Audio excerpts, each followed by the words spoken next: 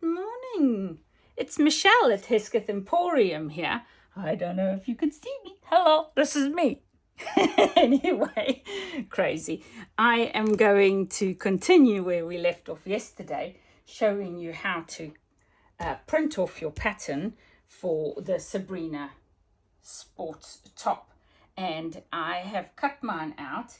I've actually done mine a few times already. I've made a couple of toiles, or test patterns rather, and I've got one here that's mostly completed. Let's have a look.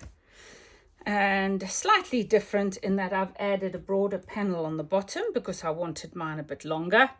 So I might not do that for this one, but we'll see.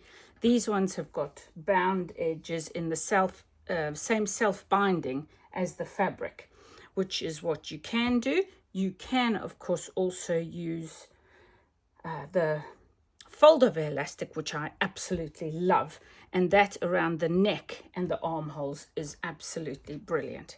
So what we were talking about when I was telling you about this project is the fabric requirements are on the file on Freesewing.eu, and it tells you there what you need to cut out. So follow those instructions and they will help you. So what we're going to do now is have a quick chat about the stretch in fabric. So this fabric has a two-way stretch.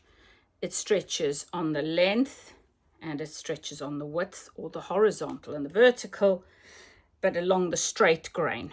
So the straight grain of this fabric, if you look at it, you can see the weave goes along like this. So if you go at an angle, straight angle to that, you'll see it pulls one way and it pulls the other way. So what I do first of all when I'm doing this is I want to first find out from the fabric I'm going to use, what is the biggest stretch, which direction has the greatest stretch. And that's really important because you want the greatest stretch to go around your body, because your body is three-dimensional, and more shape in the round your body than it does up and down your body. So what we want to do is make sure the greatest stretch goes around your body as well. So the greatest stretch goes around the longest area of your body, or the bit that needs to stretch the most. So your rib cage, think about your breathing. You breathe in and out and your rib cage expands. So if you think about that, you'll know that is the direction you need the biggest stretch on. And that's the same if you're making lingerie or any sportswear. And if you think about around your bum, that's not everybody's got a flat bum. So if you think about a bottom which has got coochie cheeks, or nice round bum cheeks, you think about how big that is in the round compared to up and down. And you need to accommodate for that when you pull on your lycra leggings and things like that. So if you're going to use it in the not as stretchy direction, you're going to find it really difficult to pull your leggings up. And once they're on, they might be okay, but they're going to be quite restricting. So that's what we want to look out for.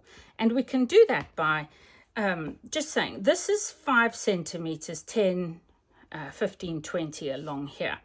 So if I take this piece, for example, and I say, let's have a look. I'm going to grab this little ruler here, and I'm going to say this ruler,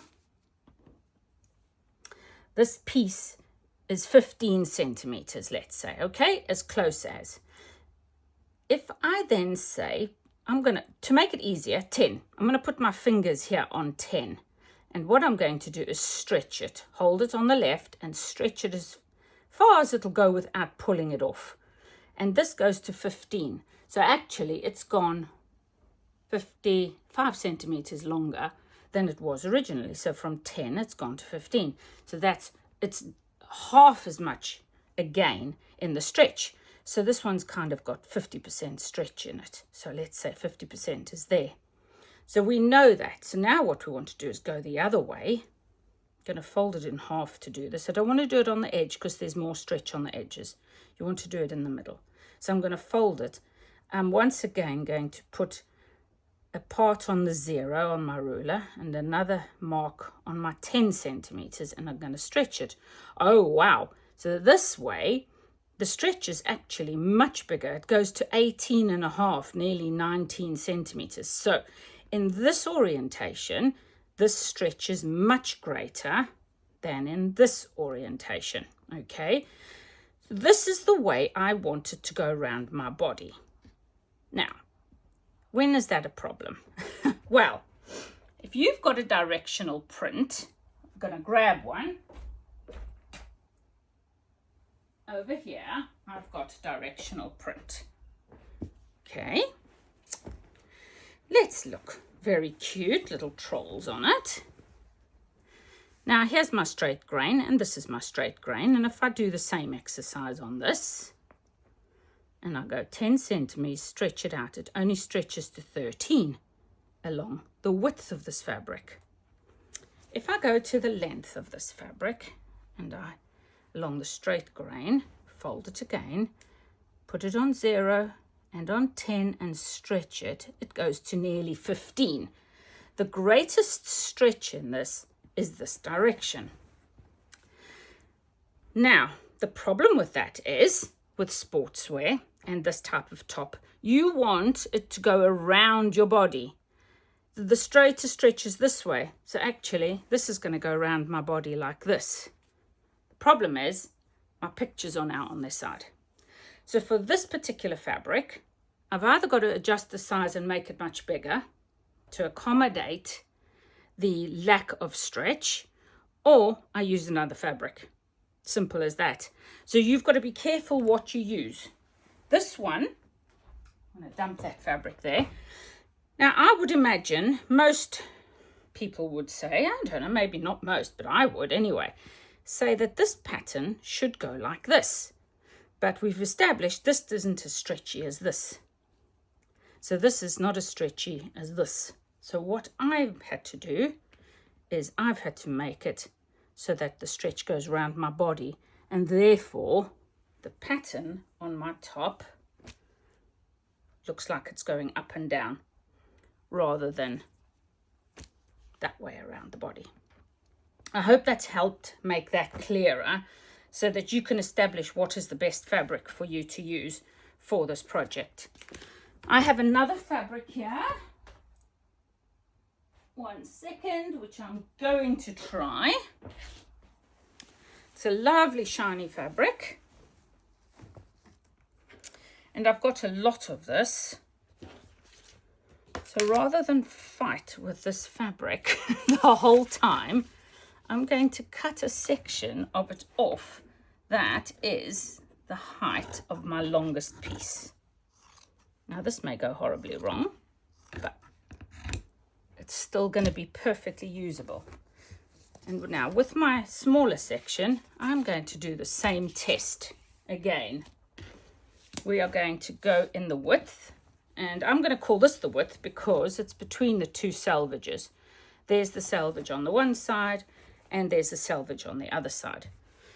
So take it this way, fold it along the straight grain, put it on our ruler at 0.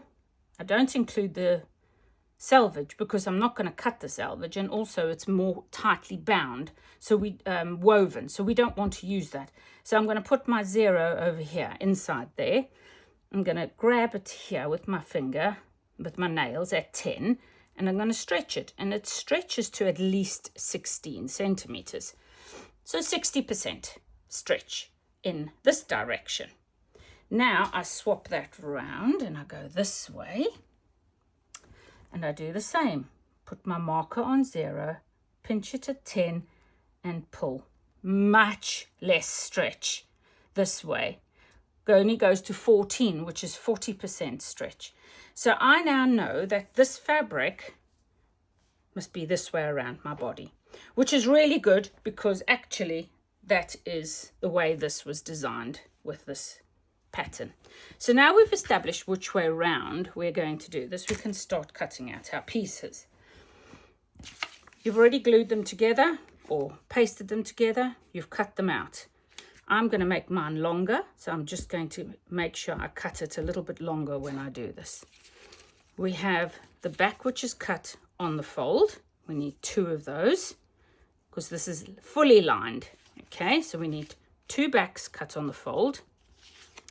We need 2 sets of the side, and you need 2 each for each side. So you need 2 for the left, 2 for the right, 1 inner, 1 outer. So a lining and an outer.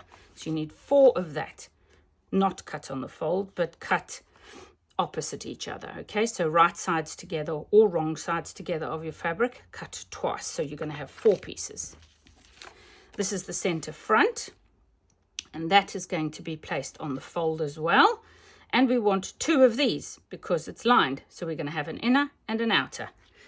Now, to be clear, you can have the inner and the outer exactly the same fabric, or you can decide that you want to actually put a different lining on this, perhaps a lighter weight wicking or perspiration absorbing fabric, maybe a cotton or bamboo is beautiful and soft against your skin. You might want that for your lining instead. So those are the options that you've got.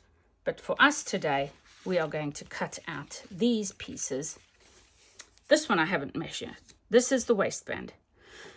And I'm not going to bother with the waistband, and I'll show you why when I get to it just now.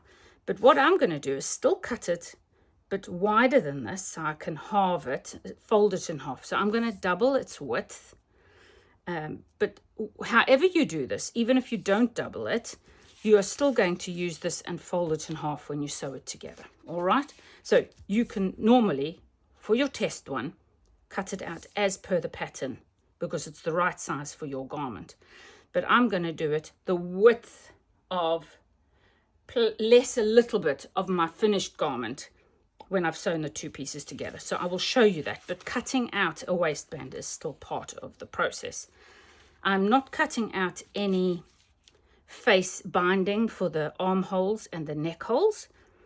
If you are going to use the binding technique like making bias binding for your armholes, which I've got on this top, then you would need to cut out more of these strips, this thickness or this width rather, should I say, but just in longer strips so that they can go around the armholes less a little bit. So that's probably going to be, if you put that on the fold, enough to bind an armhole, and you probably need a little bit more for binding the neck.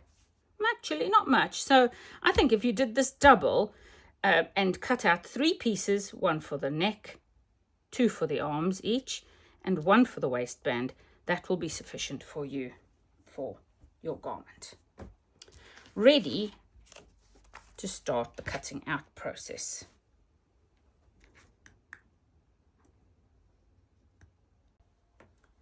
Okay, we are going to start cutting out our center front. The center front is the shorter of the 2 pieces. Actually, no, I'm going to do the center back because it's the longest and I want to get as much extra length as I can out of this.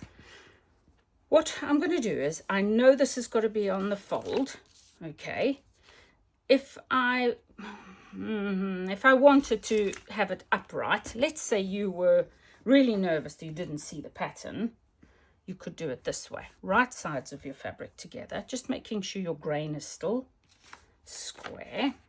And you could put it onto your fabric like this. And you'd be able to see the pattern information in front of you. But I don't need to. I know what I'm doing. So it doesn't matter which way around you do it. The big thing is that this is on the fold. So I folded it, made sure that that's parallel to that. That means it's square. Okay, some fabrics are so badly made that it's not square when you fold it. So be careful, but it's another story that. Right, I am going to cut 2 of these. I could do 1 and 1 at a time, which, let me do that for the back.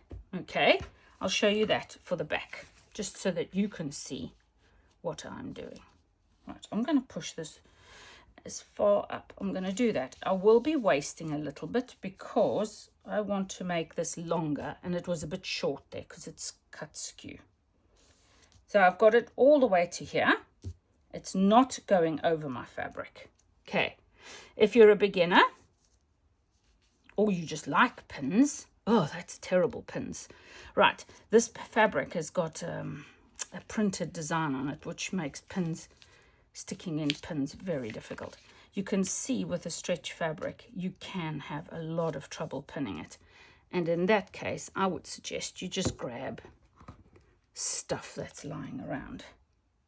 I'm going to put a pair of scissors there, make sure I'm still lined up.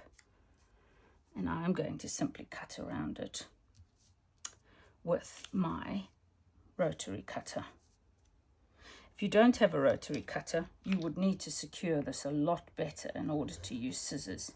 I'm following my lines and I'm cutting out the first of my backs. I'm going to try do this without cutting my paper pattern, because what you don't want to do is have your paper pattern constantly grow smaller on you. Okay, I'm going to cut it straight there so that I've got this extra length in the body. That will just get cut off.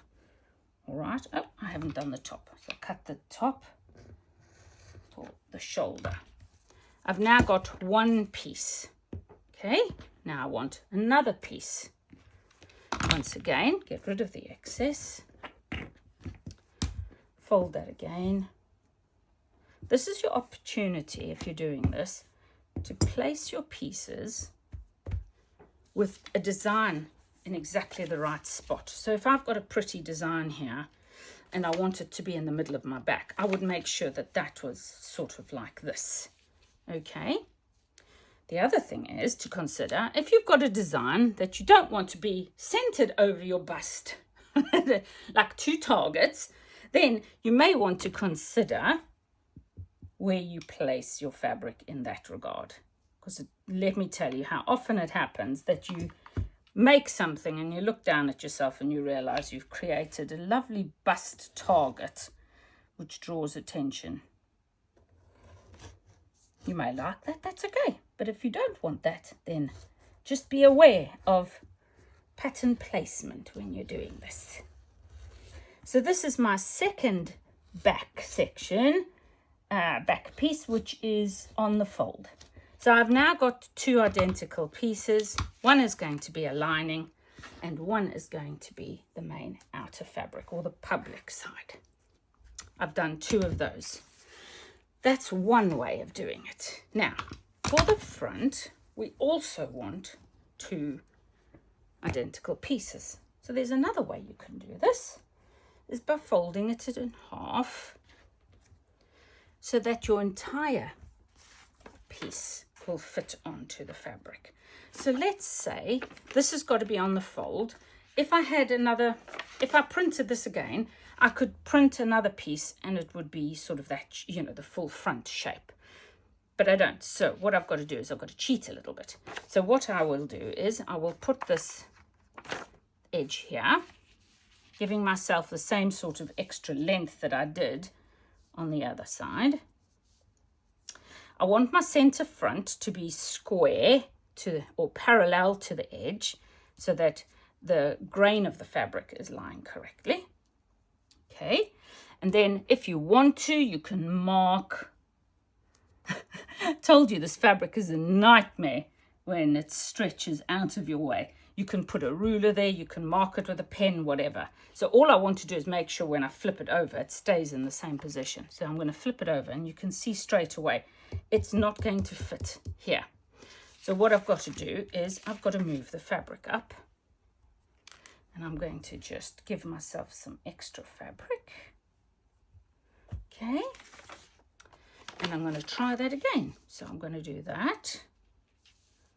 And then I'm going to flip it over. All I'm doing at the moment is looking to see that I've got enough fabric. And that will be enough for this. Okay, that's how you gauge how much fabric you need.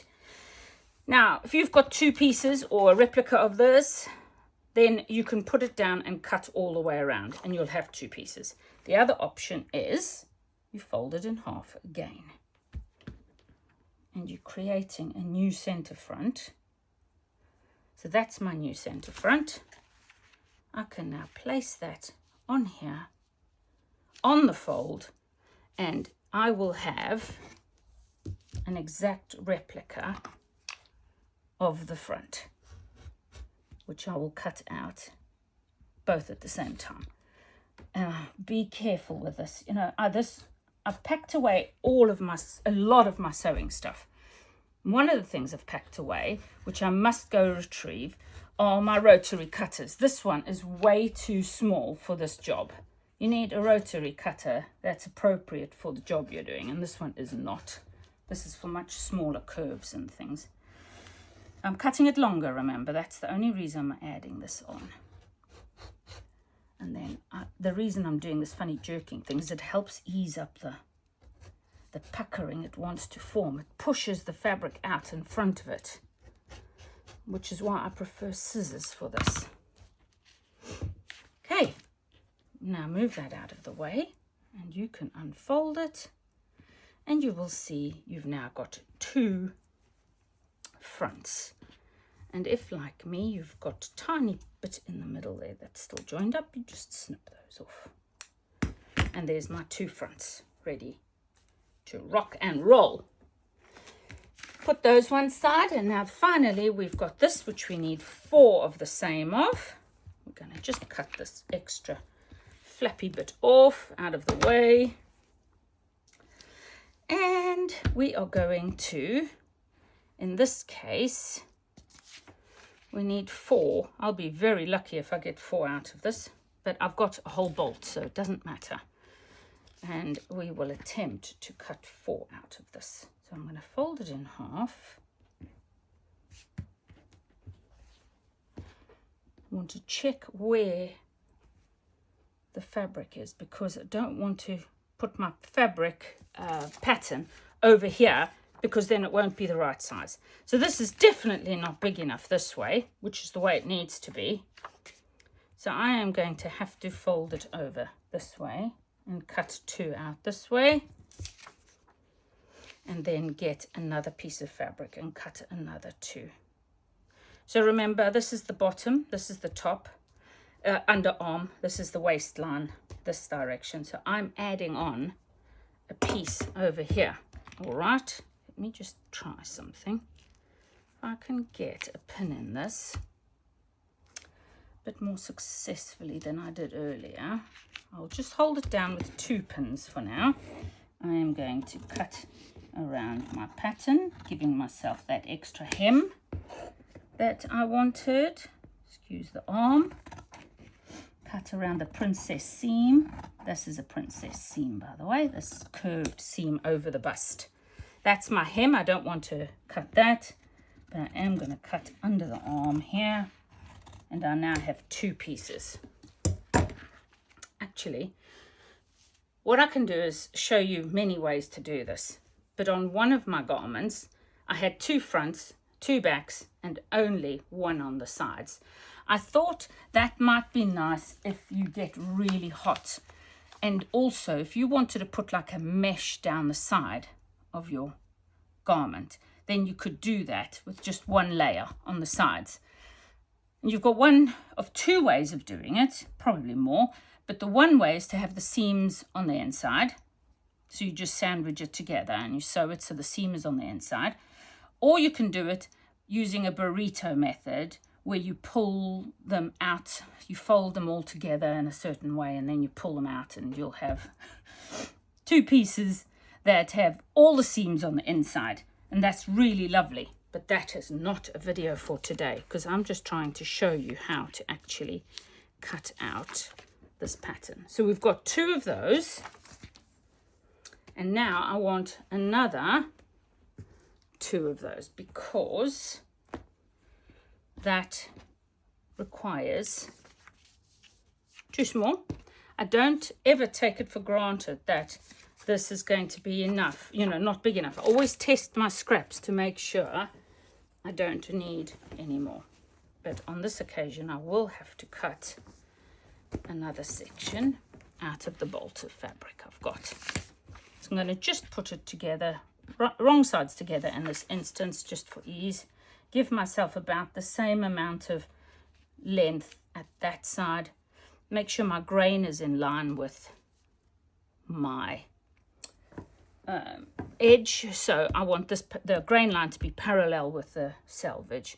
I have already lost another pair of scissors on this desk somewhere. I am going to do this way. I'm not going to move my hand very much, just so I can simply cut around my pattern without moving it. You can do this if you're a confident roller cutter, but not if you're not. Okay, so I now got 4 of these. Don't worry if that's jagged, because it's going to get cut smooth anyway. I've now got 4 of those. And for the rest, I just need my waistband. And I'm going to cut a piece at least as long as this, because that's what you need. But as I said, I am going to cut it much wider than the pattern calls for, because I want not only have I lengthened it, but I also want to make, no, do you know what? I'm going to scrap that idea. I'm going to simply make it according to the pattern this time. So I'm going to look at this. Generally, I would say it's 1 3/4 inch. Yeah, and it is. So what I'm going to do is I'm going to straighten out the edge of this fabric with my quilting ruler. So I don't generally use pattern pieces for straight pieces. I rather cut using my quilting ruler. It's so much easier and quicker. And because you've got pressure downwards, the fabric doesn't want to move away from you all the time. So I've got that cut down 2 lengths, and I need at least that much. So I'm just going to cut it off there, square. And that's my pieces. Move that out of the way so you can see what's going on here. Bring all my pieces over. We have got the waistband. If you want to do this binding on the arms and the neckline, remember you need 4 of those. Okay, I have got my front sides, or the side. It is actually a front side, because that's partially front and that's partially on the back. That's kind of under the arm. So I've got them all the wrong way around. Right, I've got 4 of those. 2 facing in, 2 facing out. I have got 2 fronts. Whoops, don't fly away. Okay, remember that's folded. And I've got 2 backs cut on the fold as well. Okay, so there's my backs, there's my fronts, and we are ready to start sewing. See you back at the sewing machine.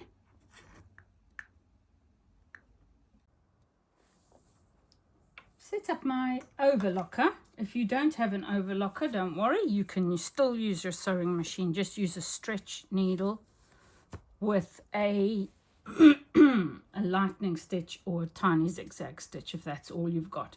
Either of those will work just as well. I've got an overlocker and I'm going to use that because it goes much quicker as well. Got all my pieces here and I'm going to try and sort them out so that they are easily accessible. That's a back. The nice thing is with this top, it's easy to recognize the pattern pieces. So those are the 2 backs. I'll place them out of the way. I've got my 2 front pieces here, and I want to take those individually, one at a time. This is only one way you can do this, guys, not the only way. This is one way.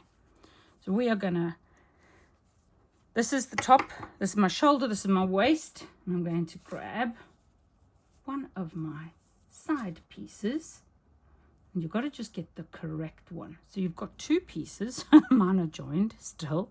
Let's snip those apart quickly so that I can show you what I'm doing. So we've got 2 of these, and remember the one with the curve in like this is the one with the curve. That's the bust line, and that must go on the concave. So that's concave, like a cave, it goes in. This one's convex, it goes out. So those 2 have to be lined up together, right sides together. So this is quite difficult. No, it's not really. The shiny side of this one is the outside, the public side. So those are going to go together. So once I've established this is the curve I'm going to join to here, I then have to make sure, have I got the right piece, right sides together? Yes, I do. Now, how would I know if it's not right? Here's the opposite side. If I got the convex pieces together like this, I would see I'd have a shiny side up and a shiny side up, and that's not what we want. We want the right sides facing each other, the public sides facing each other. So this is the wrong piece. This is for the opposite side of the bodice, okay? Right sides together. I'm going to grab it where the underarm is. I'm going to line it up. You can grab pins if you like. So for this seam, I'm going to show you. I pin it. Pin it at the top. Pin it at the bottom. That's the waist. Okay, waist side. Put a pin in there. This is only if you're using pins. If you've made a few of these, you'll be confident enough to do this possibly without pins, and that's also great. Now on your pattern, you will find two little dots. That little dot indicates that it must join to that little dot there. So if you want to measure that, you can. So what we can do is we can find the curve, find where this pattern piece fits on top of this. We can say, there's the dot there. I'm going to put a marker pin right there. And I'm going to go to this piece. And this is where notches can be quite useful. But seeing as how I don't use them at all, I'm only doing this to show you guys. And that one goes there. So I put a marker pin there. Get those out of the way. Now, I line up my two pins on top of each other. And I know that that's where I should have my pieces joined. And then the rest of it is just eased together. So if you want, you can just ease that into each other so that there's the same amount of stretch on both. Shouldn't be smaller, but it should be possibly a tiny bit bigger. And now you're ready to go to the machine. So I start under the underarm here. Try and always sew from the top down. It's just a preference I have, because I suppose if you're always sewing in one way, your stitches form in a particular way, and so your dress and your garment will sit and lie in a particular way. I don't know, it's just that's how you do it. Anyway, go to the machine, pop it under the overlocker or the sewing machine. You do not have to back tack. And I pull my pins out before I get to them, and this is one of the reasons I don't use pins on, especially on my overlocker. And when I get near to that, I will pull the pin out and just gently guide it through. I do a tiny little bit of stretching as I go if it's necessary. And then I keep turning it so that it's going under the needle, but not much is getting cut off by the blade. I actually hit that pin on my blade. I've never done that before.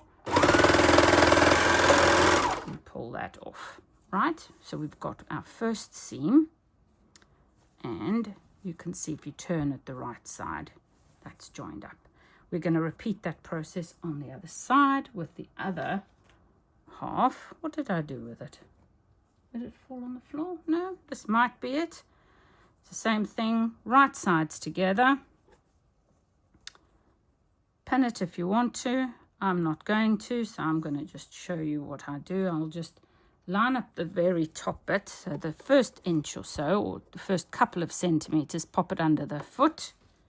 I lift the toe of my presser foot up just to get it under, and I'll sew maybe a couple of centimeters, and then what I'll do is I'll start to line up the next couple of centimeters.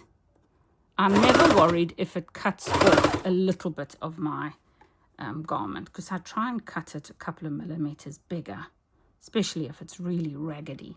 Then I know when I overlock it's going to have a nice neat edge. So now I'm easing the two together, putting them under the machine. Make sure you're not catching anything else, and I hold on to it until I know it's gone under, because the top always feeds slower than the bottom. So there we've got our first front and side joined together. All right, let's do it the right way up, shall we? There's our front and our... Repeat that for your other front at this point. And I'm going to probably just fast forward through this on the video, so you don't have to sit through the second one. That's the back, that's the back.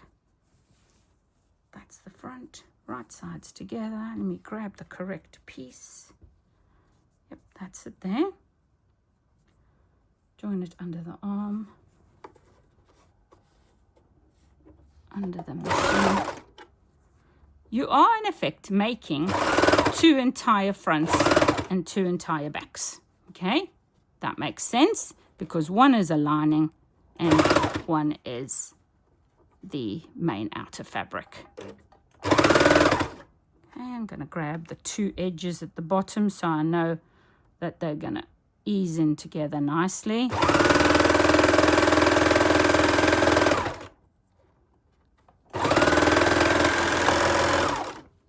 That's half of that front done. Join on the other piece. Honestly, guys, even after what, 50, 60 years of sewing, I still make mistakes constantly. The other day, I made one of these and I made the inside under the side piece. I put it in upside down. Not upside down, I put it in the right way, but I had right side and wrong side together. So what happened was, when I came to join the 2 halves together, I landed up with the outer, the inner, the lining on the outside of the garment. Seriously? And unpicking, overlocking can be a challenge. There is a way to do it, by the way, but I've had so much experience opening chicken feed bags, things like that, and I still struggle to get it right. So we have now got 2 fronts that are completely sewn. Now I'm going to bring my backs over. So here's the back. Next we take the front and the side that we've joined together already, and we are going to attach the back. Same principle applies. It's also got a notch on the garment, and this time you're going to attach the back, right sides together, to the side, the opposite side of the side. Take it to the machine. It wants to curl. This is the problem with lycras and knitted fabrics. They curl so badly. So you've got to keep an eye on them and control them. This side is not nearly as long as the back side. I'm going to stretch it a little, but not too much, because remember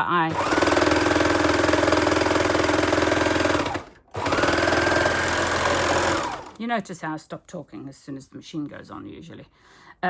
See, I've got this one is longer than the other, and that's because I extended the length of mine, but I didn't do it by measuring. I just judged it by eye. So that will get cut off, so don't worry about that. Now I've joined the 1/2 together of my back to my front. I now grab the other half. It's going to now make a circle, a full tube.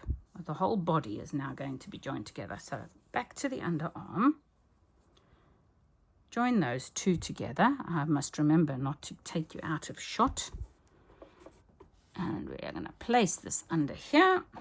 I'm going to stretch the side a little bit because it's a bit shorter than the front, but I don't want to overstretch it. Just want to try and keep it a bit longer.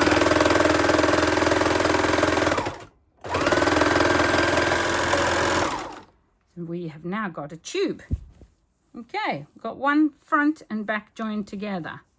Repeat that with your other, which is the lining, let's say. Got my back, right sides together. Pin them at the underarm, at the hem, and then the centers. Okay, that's when you're doing any sewing 2 seams together, that should be exactly the same.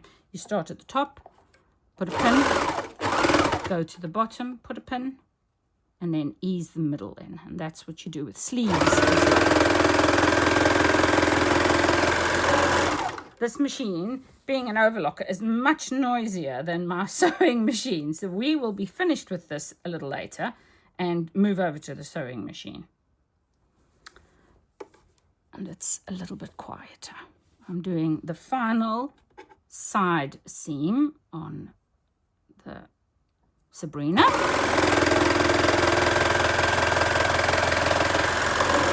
I've now got 2 completely joined up pieces of body.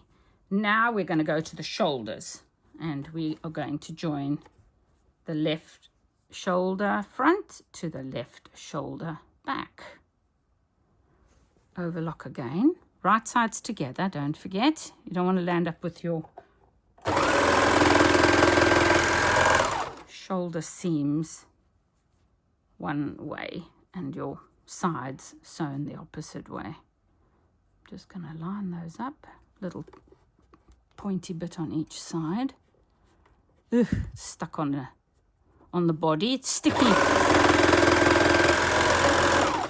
So I've done that. I didn't cut in between, so what I do is just leave a tail and then I can snip that off.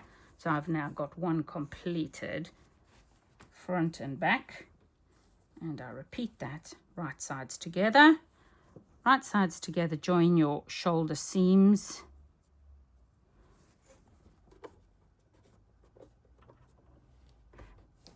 Oh, my machine moved. Pull a tail through. You do this in quilting as well. When you're quilting lots of pieces the same together, you just make a chain between them rather. Right sides together, make sure, yep. Pop it under there. I love this overlocker. Used to have a different one. This is a baby lock Eclipse, and it's self-threading. Honestly, it's phenomenal. So I now have that all joined together. Normally I would go and press the seams. So I press all the seams to the underarm towards the back. So the back ones go towards the underarm and the front ones go towards the underarm. But on a princess seam, it's slightly different because you want to press the princess seam towards the center of the bodice. But I'm not going to do that because I'm actually going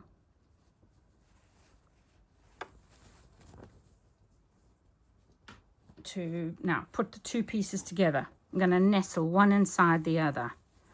So my outer one, let's say, is the right side facing me, and my lining is going to be inside out, and I want to push the 2 together. So I'm going to push the one inside the other, open this one up and pop this one inside. And the easiest thing to do is, once you've got the 2 backs together, is to grab the shoulder seams.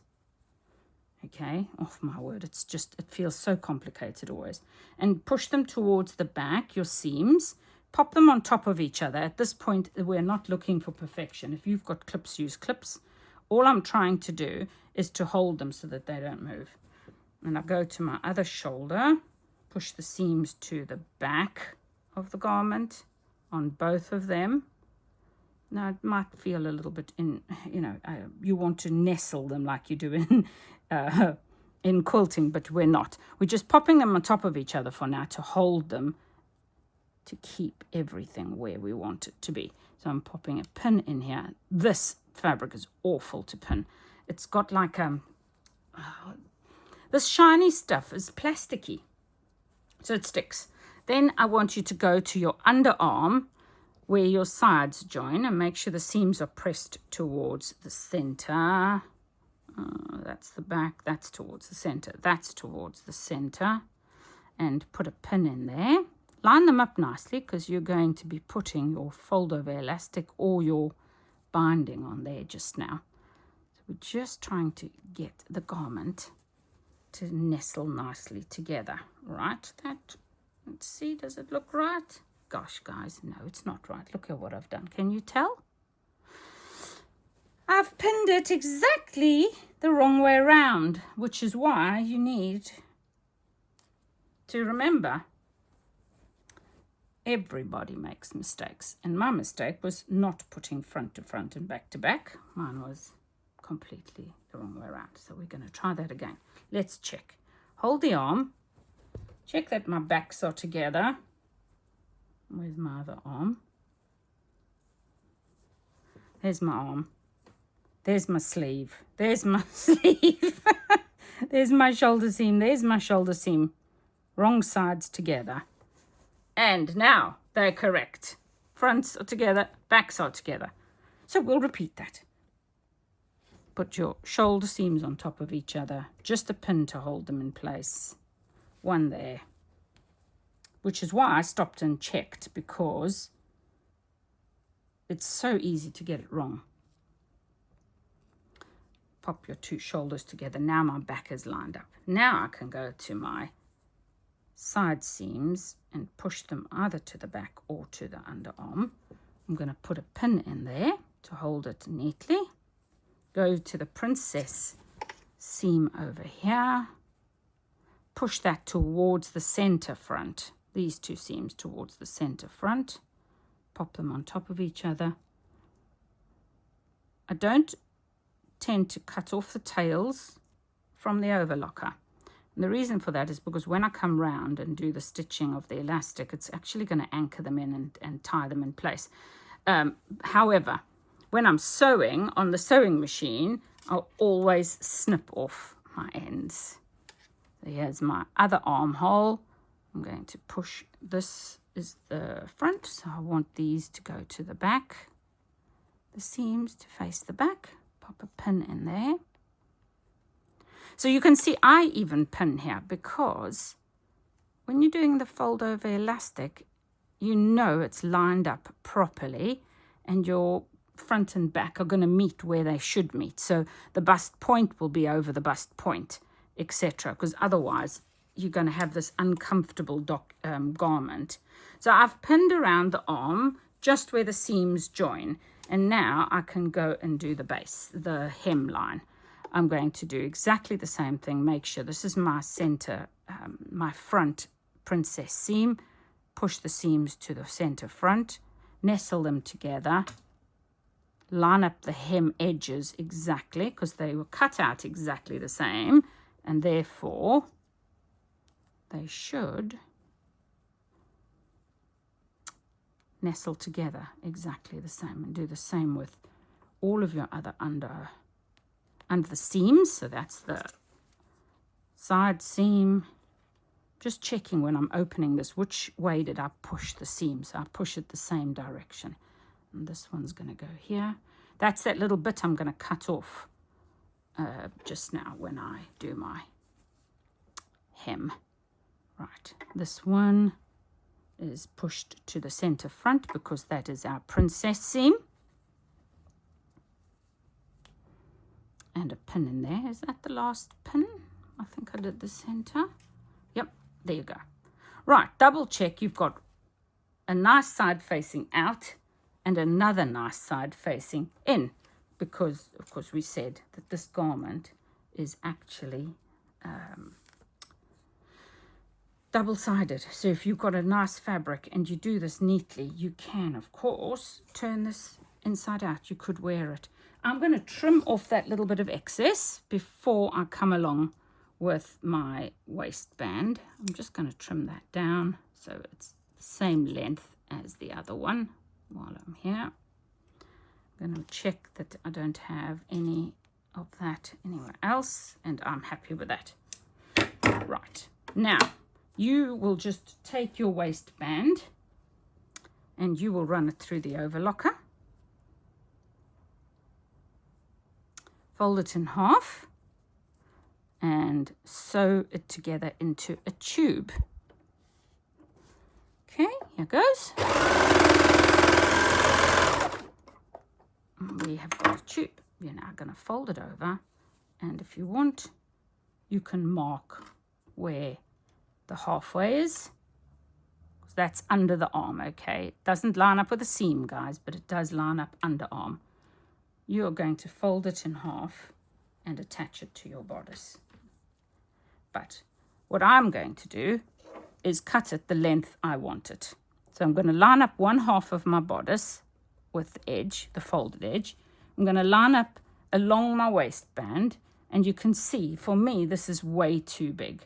So I'm going to put my finger here and say I'm going to make mine smaller by so much. And you do want it slightly smaller because it stretches and it won't pull up under your bust. You can put elastic in this, by the way, and the pattern calls for elastic to go in, but I'm not putting elastic in unless it doesn't fit. What I'm going to do now is fold this over onto itself. So I've got a thin tube, all right? It's now half the width. I'm going to take it somewhere near. Actually, I'm going to start on the seam. I'm going to fold it in half on the seam. You can pin along here all the way so that it's in half all the way. I'm not going to do that, but I'm going to take it to my garment. And I'm going to go to the center back-ish. Doesn't matter where I put it. I'm going to place it on there. And I'm going to anchor it in place, making sure I've got 4 layers. So you've got a front, you've got a back. Oh, this is going to be a nightmare. This stuff sticking to the bed of my sewing machine. This is going to be a joyful experience. I'm going to try my best. Right. I've got it anchored in place now. So what I'm going to do is, as I go, I'm going to fold my binding in half. I'm going to get these tails out the way so they get sewn in. I'm going to give it a tiny stretch along the hem. I'm going to stitch and stop. I'm going to remove the pins in there as I get to them. I'm going to repeat. Fold my waistband in half. Make sure my front and back are absolutely evenly on top of each other. Stretch a tiny little bit. Sew and stop. The important thing is the sewing and stopping in between to make sure you've got everything still very nicely lined up. And I can see this bottom one moved. I may have to go and repair that just now, but we'll see. Maybe it's okay. When we turn it over, we'll be able to see if any of it has slipped out. Make sure the front and back are on top of each other. Make sure you've got no pins.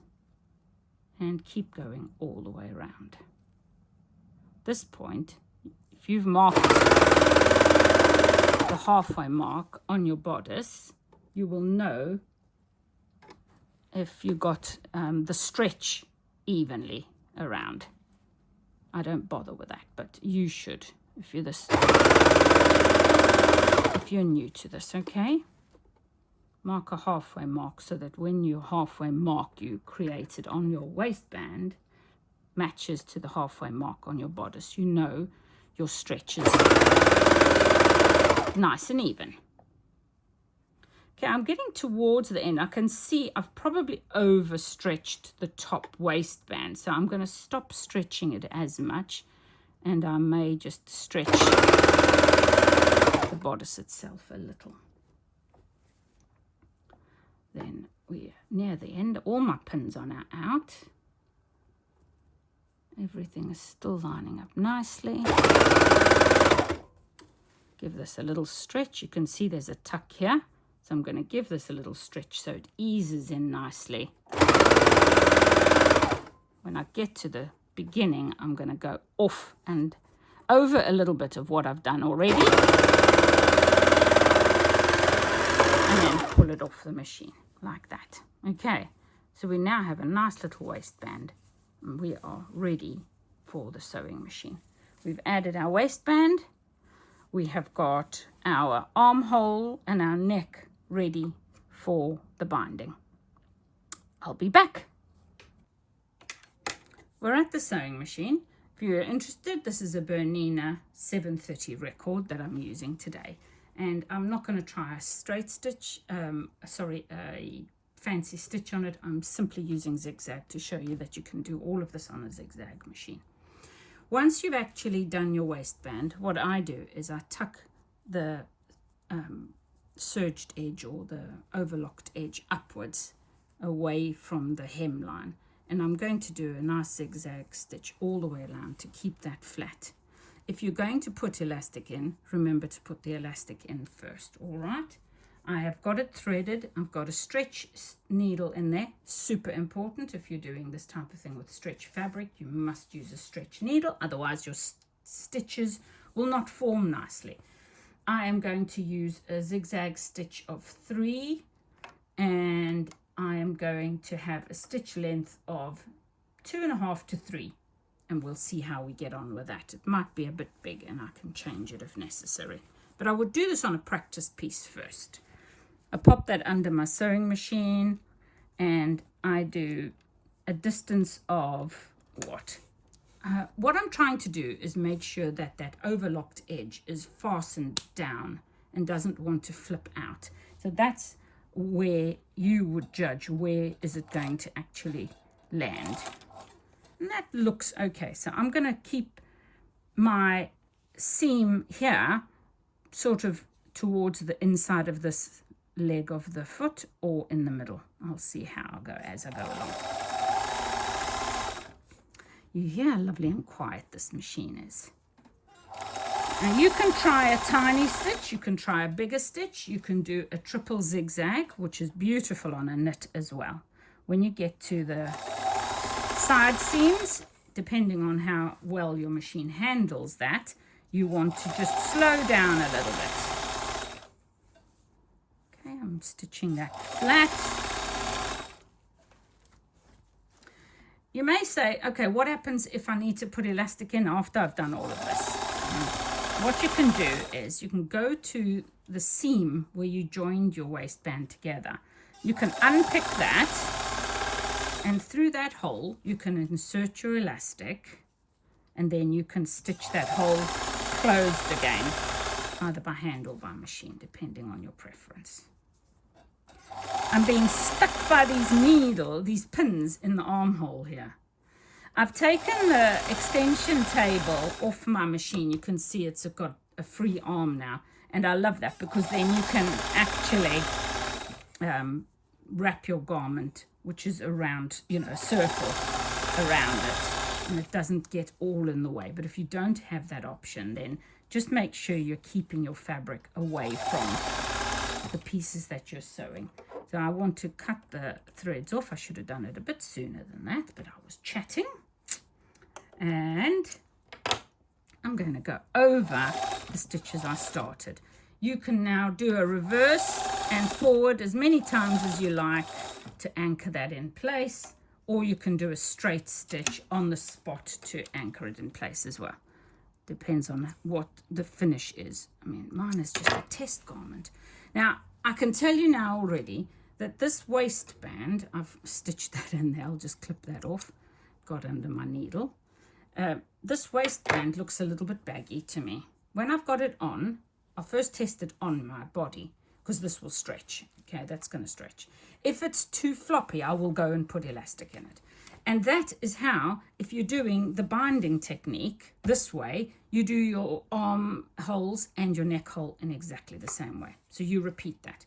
But we are going to try something different for you today, and we're going to do fold over elastic. Going to go to the armholes. Make sure they're nicely lined up. I'm going to grab my fold over elastic, and here it is. Here, I'll show you. This is what a fold over elastic is. You can tell it's a fold over elastic usually because it's got a line in the middle, and that's a crease. It's actually like a row of stitches or like the weft that's missing, and that allows you to fold it over. So a lot of fold over elastic has that, but this one doesn't. This one is just flat. So I would use my own judgment. It's got a shiny side and it's got a matte side. You can decide what you want, but for this it's shiny anyway, so I'm going to use the shiny side. On the wrong side, or the inside of my garment, I am going to place the fold over elastic halfway or just under halfway across the seam. Okay, you see that? I've placed it like that. Pin it in place if you like, and then you take it over to your machine, and with the zigzag stitch you are going to zigzag your fold over elastic all the way around your armhole. I've got it held in place now.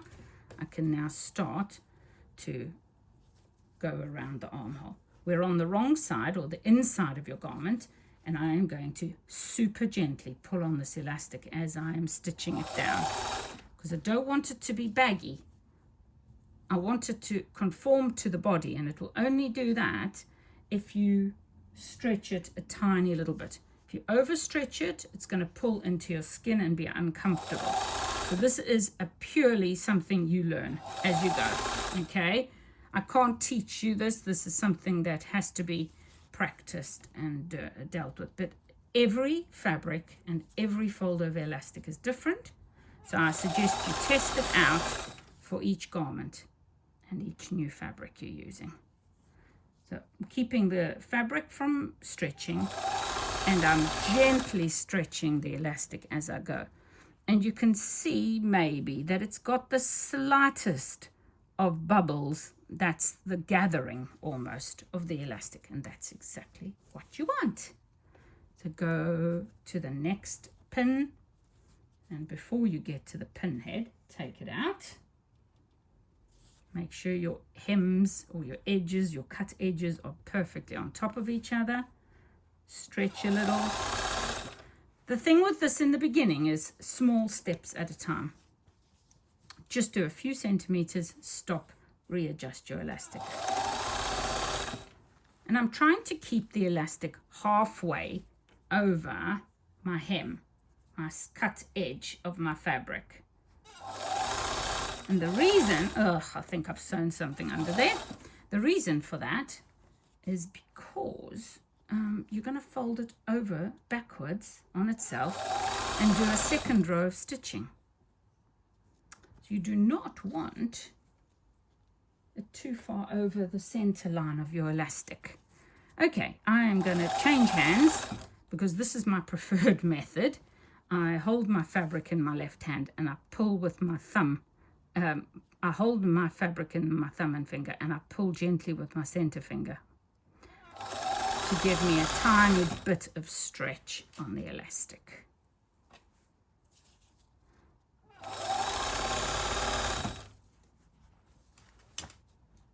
See, all these strings will eventually start to go. I hate it. This is why I love to trim threads as I go. I really can't abide all these threads while I'm sewing. Okay, we get to near the end, and I want to now cut off. I'm going to leave my fold of elastic at least 2 or 3 centimeters longer, where it's going to go over the other seam. I'm going to snip off my threads and my starting thread. This bobbin thread is so fine you can hardly see it. And now I'm going to tuck under a couple of centimeters on there. And I'm going to keep stretching and sew over the beginning elastic.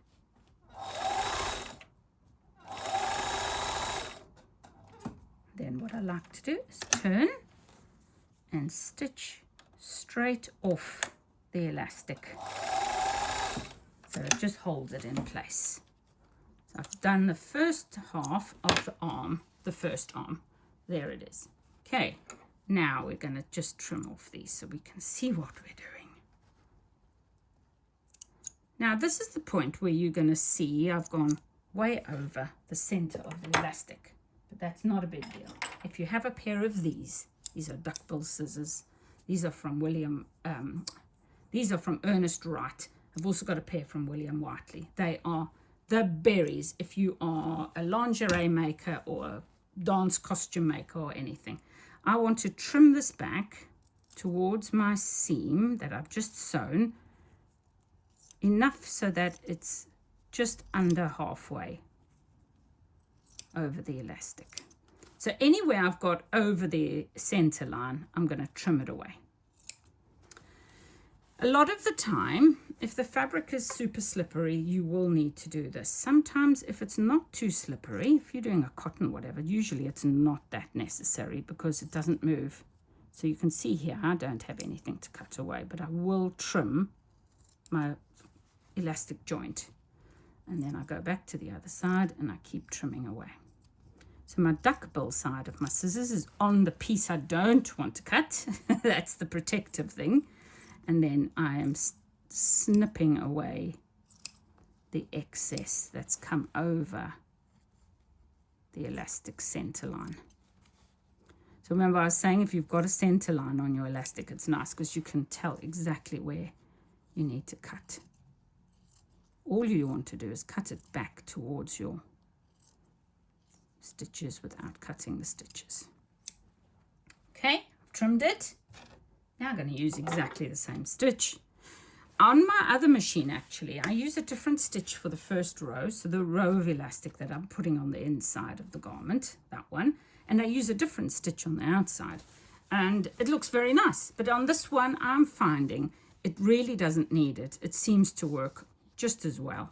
I now go back to the right side of my garment. And I know that's the right side because there's my waistband. And I'm going to fold it over in half. It kind of wants to be in half, this elastic, even though it doesn't have that.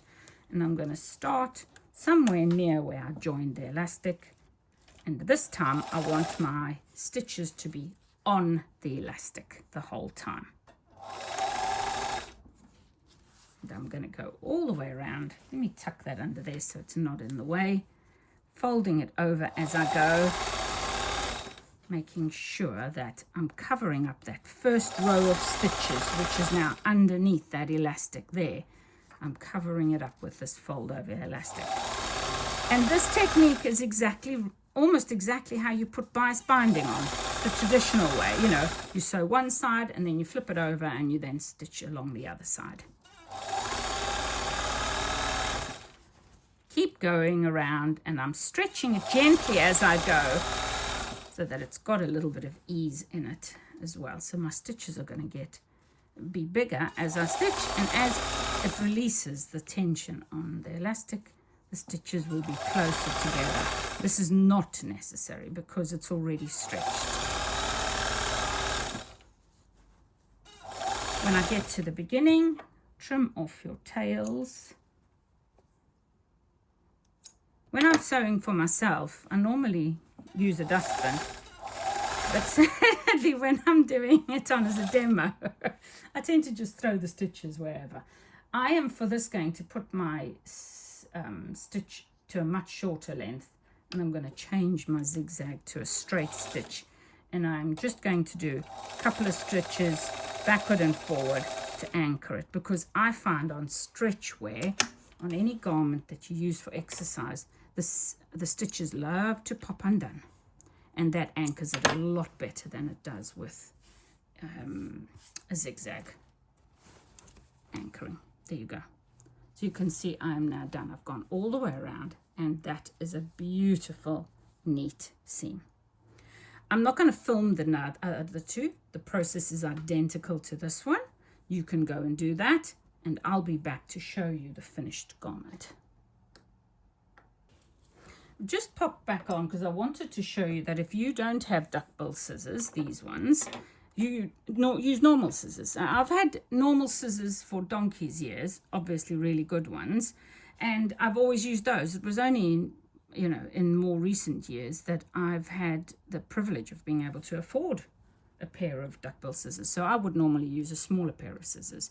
These are my Wilkinsons, which I adore as well. You can see I've got Wilkinson snips too. Isn't that beautiful? Made in Sheffield, both of these. Last scissors makers in England, these two.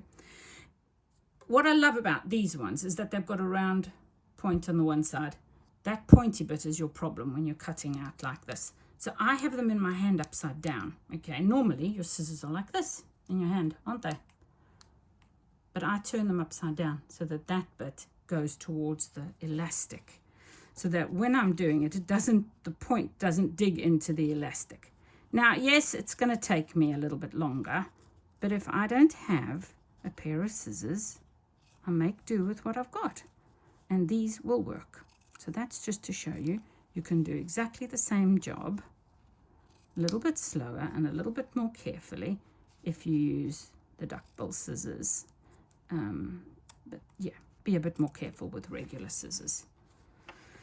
And you will be able to do the same thing. I'm just trimming back my elastic again to the center line, or just a bit beyond the center line as well is fine. That was just to show you can do that. Okay. And we are done. Sabrina is fabulous. And if you need a sports top, I can highly recommend it. Just get it right for you, because as I said, possibly in one of my other videos or in my pictures, I had to cut the armhole here much shallower for myself. I could have redone the pattern because you can adjust the patterns, but I've just adjusted the paper pattern that I've used. I've made the neckline at the front lower and at the back lower. And I've made the body longer because I think I underestimated the length of, I probably didn't measure myself correctly. But there you are. I have got a beautiful self-binding or self-hem at the bottom.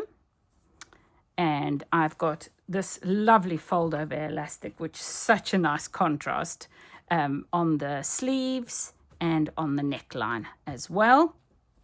And as you can see, if you did the hem really neatly, you can wear this both ways. So if you make it in two different fabrics, then it's reversible. I wouldn't mind that stitching because you could run a row of stitching on the front here and along there, and it would look like activewear in the shops is made. And that is it. That is fully reversible. So Sabrina is a wonderful addition to Free Sewing's catalogue of patterns for you. And I hope that has helped you.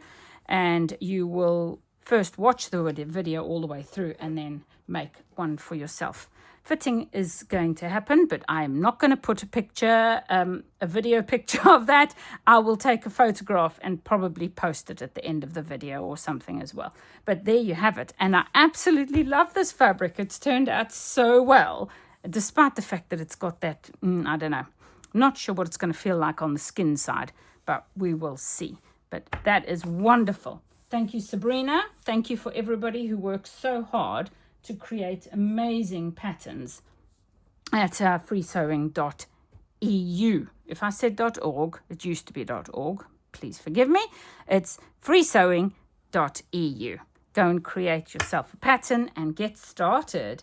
Once you've done this, I have no doubt you'll be addicted and you're going to want to make one of these in every color. And you'll also want to stop making lingerie. So I don't wear these for too much exercise. I'm in a wheelchair, so not too much exercise goes on. But I certainly will wear this as like a camisole top under other garments as well, because I love these so much. Thank you for joining me, everybody. Have a blessed day, and you take care. Bye-bye.